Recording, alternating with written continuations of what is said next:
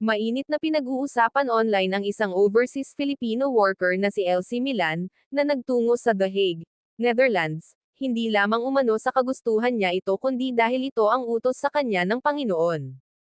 Kwento ni Milan, nakatanggap umano siya ng mensahe mula sa Panginoon at sinabihan siya na pumunta sa The Hague sa lalong madaling panahon, upang maghatid ng mensahe ng pagmamahal, pagkakaisa, at pagpapatawad sa gitna ng magkakaibang pananaw ng publiko. Aniya, I'm here for what the Lord wants me to do. I choose love. I choose God.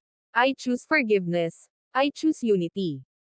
Dagdag pa niya, ipinagdarasal niya ang sinumang nakaupong pangulo anuman ang paniniwalang politikal, dahil para sa kanya, ang panalangin at pagmamahal ay higit sa politika.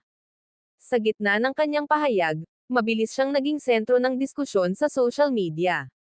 Lalong uminit ang usapin ng may ilang netizens na napagkamalan siyang kapareho ng matandang babaeng nakitang nananalangin habang may hawak na rosaryo sa Menjola para sa kaligtasan ni Pangulong Ferdinand Bongbong Marcos Jr. Dahil sa pagkakahawig, nadagdagan ang pagkalito at naging mas matindi ang mga puna laban sa kanya. Bukod dito, umani rin ng mga tanong kung paano siya nakarating sa The Hague at kung sino ang nagpondo ng kanyang biyahe, isang detalye na lalong nagpasiklab sa usap-usapan online.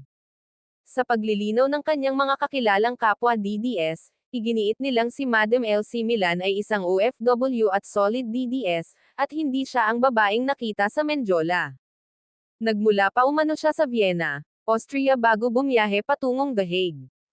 Sa gitna ng kontrobersya, muling pinaalalahanan ang publiko na maging mapanuri sa mga kumakalat na larawan at impormasyon online.